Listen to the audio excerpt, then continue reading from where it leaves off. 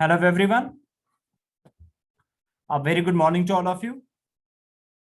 Welcome to the YouTube channel of Logicates. आज के lecture में हम फंक्शन के टॉपिक को कंटिन्यू करते हुए पढ़ने की कोशिश करेंगे टाइप्स ऑफ फंक्शंस। स्पेशली आज के लेक्चर में हम डिस्कस करेंगे कि वन टू वन फंक्शन होता क्या है। लेक्चर को स्टार्ट करने से पहले I request you all to subscribe to my YouTube channel if you have not subscribed yet. तो चलिए स्टार्ट करते हैं हम आज का important lecture regarding one to one function. Starting with the definition of a one-to-one function. A function f is said to be one-to-one or an injection if and only if f of a is equivalent to f of b implies that a is equivalent to b for all a comma b in the domain of f. A function is said to be injective if it is one-to-one. तो देखो definition में बहुत ही confusing से words use किए गए हैं। अब मैंने इसी डेफिनेशन को थोड़ा सा अपने हिसाब से ब्रेक किया हुआ है नीचे, ठीक है। ये इसकी फॉर्मल डेफिनेशन है। अब मैंने इसको खुद के हिसाब से तोड़ने की कोशिश की है, डिकोड करने की कोशिश की है सिंपल वर्ड्स में, ठीक है, ताकि आपको प्रॉपरली चीजें समझ में आ जाए। फॉर नाउ आपको खाली एक पॉइंट यहां पे याद रखना है, दैट इज जो वन टू वन फंक्शन होता है इसको हम कभी कभी इंजेक्शन भी बोलते हैं एंड कभी कभी हम इसको इंजेक्टिव फंक्शन भी बोलते हैं। ये पॉइंट आपको याद रखने की जरूरत है। कभी कभी डायरेक्टली एग्जाम में क्वेश्चन पूछा जाता है one to one function is also called injective function, surjective function, bijective function, ठीक है। तो इस टाइप के क्वेश्चंस मोस्टली एग्जाम में देखने को मिल जाते हैं। That is why this point is one of the most important points that you have to keep in mind. अब बात कर लेते हैं इंजेक्टिव फंक्शन होता क्या है। An injective function is a function that maps distinct elements of its domain to distinct elements of its codomain. Simply हमें ये पता होना चाहिए हम वन टू वन की कंडीशन को खाली तब चेक करेंगे जब हमारे पास एक वैलिड फंक्शन होगा। अगर वैलिड फंक्शन नहीं होगा तो वन टू वन हम चेक नहीं कर सकते और ना ही हमें वन टू वन की कंडीशन को चेक करने की जरूरत है। तो हमने क्या किया है, जो भी हमारा फंक्शन होता है उसी पे हमने कुछ और कंडीशंस ऐड कर ली और वो क्या बन जाता है, वन टू वन बन जाता है। वो कंडीशन है क्या, वो कंडीशन ये है, the function that maps distinct elements of its domain two distinct elements of its codomain. मतलब सिंपली यहां पे क्या बताया जा रहा है, अगर हमारे पास दो सेट्स हैं, सपोज एक सेट है ए और दूसरा सेट क्या है, बी, ओके। अगर मैं यहाँ पे एक सपोज एग्जांपल ले लेता हूं, यहाँ पे है 1 और यहाँ पे है 2, ओके। दो एलिमेंट्स मैंने ले लिए हैं और यहां से सपोज मैंने एक एलिमेंट ले लिया है ए, ओनली ए, ओके, ठीक है। अब अगर सपोज मैं 1 को मैप करवाऊंगा किसके साथ, ए के साथ, और 2 को भी मैं मैप करवाऊंगा किसके साथ, ए के साथ, क्या ये वैलिड फंक्शन है? It's a question mark. क्या ये वैलिड फंक्शन है? Yes, you can say that yes it is a valid function. Why? Because जो भी ए के एलिमेंट्स है ना, ए के एलिमेंट्स को हम क्या बोलते हैं, डोमेन, है ना। हर एक एलिमेंट की क्या आ रही है, एक एक इमेज आ रही है, एग्जैक्टली एक इमेज आ रही है, जो कि हमें फंक्शन की डेफिनेशन बताती है। हर एक एलिमेंट की खाली क्या होनी चाहिए, एक ही इमेज होनी चाहिए। हर एक एलिमेंट से क्या जाना चाहिए, एग्जैक्टली एक एरो बाहर जाना चाहिए। तो ये तो एक वैलिड फंक्शन है। अब मैं आपसे पूछ रहा हूं क्या ये इस डेफिनेशन को सेटिस्फाई कर रहा है? एक फंक्शन को हम बोल सकते हैं वो क्या है, वन टू वन या injective, that maps distinct elements of it is domain, distinct elements, अलग अलग एलिमेंट्स किसके, डोमेन के। यहाँ पे अलग अलग एलिमेंट्स डोमेन के क्या आ रहे हैं, 1 and 2, two distinct elements of it is domain, codomain. जो भी कोडोमेन में एलिमेंट्स होंगे ना, उसके अलग अलग एलिमेंट्स के साथ क्या करेगा, मैप करवाने की कोशिश करेगा। लेकिन यहाँ पे हमने क्या किया है, 1 को मैप किया है ए के साथ और 2 को भी हमने मैप किया है किसके साथ, ए के साथ। क्या डोमेन के जो एलिमेंट्स हैं क्या वो डिस्टिंक्टली मैप करवा रहे हैं with the elements of the codomain? No. Why? Because 1 की भी क्या आ रही है, इमेज ए ही आ रही है, और 2 की भी जो इमेज है वो क्या आ रही है, ए ही आ रही है, ठीक है। तो यहाँ पे डिस्टिंक्ट इमेजेस हमें देखने को नहीं मिल रहे हैं। दस वी कैन से दैट ये तो वैलिड फंक्शन है लेकिन ये वन टू वन नहीं कहलाया जा सकता। वन टू वन की कंडीशन सिंपली आप ऐसे याद रख सकते हो कि एक एलिमेंट को आपको एक एलिमेंट के साथ क्या करना है, मैप करवा देना है, ठीक है। लेकिन यहां पे हमने क्या किया है, एक ही एलिमेंट को क्या करवाया है, दो एलिमेंट्स के साथ क्या करवाया हुआ है, मैप करवाया हुआ है। We can say that no it is not a valid one to one function, ठीक है। इसके बाद कुछ और वर्ड्स में मैंने इसको थोड़ा सा डिफाइन करने की कोशिश की है, that is in other words every element of the function's codomain is the image of at most one element of its domain। जो भी कोडोमेन में एलिमेंट्स होंगे, जो भी कोडोमेन में एलिमेंट्स होंगे, यहां पे क्या होंगे, कोडोमेन में खाली एक एलिमेंट आ रहा है, दैट इज ए, ठीक है। तो ये क्या होना, ये जो ए जो है ना, ये क्या होना चाहिए, एट मैक्स, ठीक है, एट मोस्ट एक एलिमेंट की क्या होनी चाहिए, इमेज होनी चाहिए, ठीक है। लेकिन ये जो ए एलिमेंट है ना, ये क्या आ रहा है, दो एलिमेंट्स की क्या आ रही है, ये इमेज आ रही है, ठीक है। Again it is violating the definition of one to one. बताया जा रहा है सिंपली जो भी कोडोमेन में एलिमेंट्स होंगे, कोडोमेन का हर एक एलिमेंट जो है ना, उसकी क्या होनी चाहिए, एट मोस्ट एक इमेज या प्री इमेज होनी चाहिए, ठीक है। आप देख सकते हो यहाँ पे एक ही कितनी प्री इमेजेस आ रही है, दो प्री इमेजेस आ रही है। So we can say that it is not a valid one to one function, okay. उसके बाद थोड़ा और मैंने लिखने की कोशिश की है इसको, क्या लिखा गया है, a function f from a to b is said to be one to one. एक फंक्शन f को बोल सकते हैं कि ये क्या है, एक वन टू वन है, if every element of a has distinct image in b। अगर a के हर एक एलिमेंट को क्या है, डिस्टिंक्ट मींस अलग अलग इमेज है, कहां पे, सेट b में, ठीक है। तो आप देख सकते हो इसकी इमेज भी a आ रही है, इसकी इमेज भी क्या आ रही है, a आ रही है। मींस ए के सारे एलिमेंट जो है ना, इनकी डिस्टिंक्ट अलग अलग इमेज नहीं आ रही है, इनकी इमेज जो है ना वो क्या आ रही है, कॉमन आ रही है यहाँ पे। So we can say that no it is not a one to one function, ठीक है। ये हो गया, हमने डेफिनेशंस देख ली है। अगर आपको अभी भी कोई भी डाउट है, मैंने बहुत सारी एग्जांपल्स ले ली हैं, अब हम उनको उन्हीं एग्जांपल्स को एक एक करके देखेंगे और अपने कॉन्सेप्ट्स को और ज्यादा क्लियर करने की कोशिश करेंगे। चलिए आगे देखते हैं। So starting with example number 1। सबसे पहले यहाँ पे दो सेट्स आ रहे हैं, एक सेट है ए और दूसरा सेट है बी। ए में एलिमेंट्स आ रहे हैं ए बी एंड सी और बी में एलिमेंट्स आ रहे हैं 1 2 एंड 3। सबसे पहला question, is it a function, is it a function, इससे आपका कॉन्सेप्ट और ज्यादा क्लियर हो जाएगा।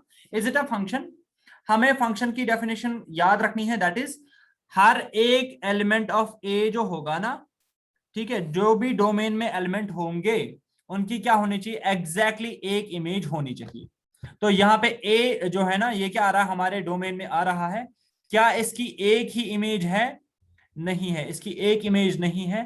तो इसको देख के ही हमें पता चलना चाहिए, no it is not a valid function, it is not a valid function. हर एक एलिमेंट की क्या होनी चाहिए, एग्जैक्टली एक इमेज होनी चाहिए, ओके। ना एक से कम ना एक से ज्यादा। यहां पे इसकी कोई इमेज बन ही नहीं रही है, तो इसको भी देख के हमें समझ में आना चाहिए, no it is not a valid function, ठीक है। तो एक भी कंडीशन अगर वायलेट हो रही है, एक ही पॉइंट पे अगर ये फेल हो रहा है, तो ये पूरी की पूरी फंक्शन की डेफिनेशन को क्या कर रहा है, फेल कर रहा है। जब ये वन टू वन ही नहीं रहा, तो सॉरी, जब ये फंक्शन ही नहीं रहा, तो वन टू वन को चेक करने की कोई जरूरत है ही नहीं, ठीक है। आगे बात करते हैं एग्जांपल नंबर 2 के बारे में। एक सेट है ए, दूसरा सेट है B, same elements A B and C. यहाँ पे बी में सेम एलिमेंट्स आ रहे हैं 1 2 and 3। Now we have to check, सबसे पहले यहाँ पे भी क्वेश्चन क्या लिखा गया है, इज इट अ फंक्शन, क्या ये फंक्शन है। आप देखो ए के सारे एलिमेंट्स जो है उनकी क्या होनी चाहिए, एग्जैक्टली एक इमेज होनी चाहिए। ए की भी एक ही इमेज आ रही है, बी की भी एक ही इमेज आ रही है और सी की भी क्या आ रही है, एक ही इमेज आ रही है। तो हर एक एलिमेंट से खाली एक एरो बाहर जा रहा है, we can say that yes it is a valid function, ये तो वैलिड फंक्शन है। Now we have to check, क्या ये वन टू वन है, क्या ये वन टू वन है। मैंने आपको क्या बताया, वन टू वन होने के लिए जो भी ए के एलिमेंट्स होंगे ना, इनकी क्या होनी चाहिए, अलग अलग इमेज होनी चाहिए, अलग अलग इमेज होनी चाहिए। लेकिन अगर आप यहाँ पे देखोगे ना, बी की इमेज क्या आ रही है, 3 आ रही है, और सी की भी इमेज क्या आ रही है, 3 आ रही है, ठीक है। तो यहाँ पे डोमेन के जो एलिमेंट्स है ना, उनकी डिस्टिंक्ट इमेजेस नहीं आ रही है, उनकी अलग अलग इमेजेस नहीं आ रही है, ठीक है। तो we can say that no it is not a one to one function. Function तो है लेकिन वन टू वन फंक्शन नहीं है, ओके। आगे बात करते हैं, होपफुली आपको क्लियर हो गया होगा। कुछ और एग्जांपल्स के बारे में बात करते हैं। एग्जांपल नंबर 3 क्या है यहाँ पे, फिर से सेम सेट लिखा गया है, A B and C having elements A B and C, और बी सेट है जिसमें एलिमेंट्स क्या आ रहे हैं 1 2 and 3। Now we have to check is it a valid function. हम क्या देखेंगे, क्या हर एक एलिमेंट की जो है एक इमेज आ रही है, यस इसकी एक इमेज आ रही है, बी की भी एक इमेज आ रही है, एंड सी की भी क्या आ रही है, एक ही इमेज आ रही है। We can say that yes it is a valid function, ये तो वैलिड फंक्शन है। Now we have to check क्या ये 1 to 1 भी है। 1 to 1 बनने के लिए ए के सारे एलिमेंट्स जो है ना, उनकी क्या होनी चाहिए, डिस्टिंक्ट इमेज होनी चाहिए। ए की इमेज क्या आ रही है, 2 आ रही है, ठीक है। बी की इमेज क्या आ रही है, 3 आ रही है, और सी की इमेज क्या आ रही है, 1 आ रही है, ठीक है।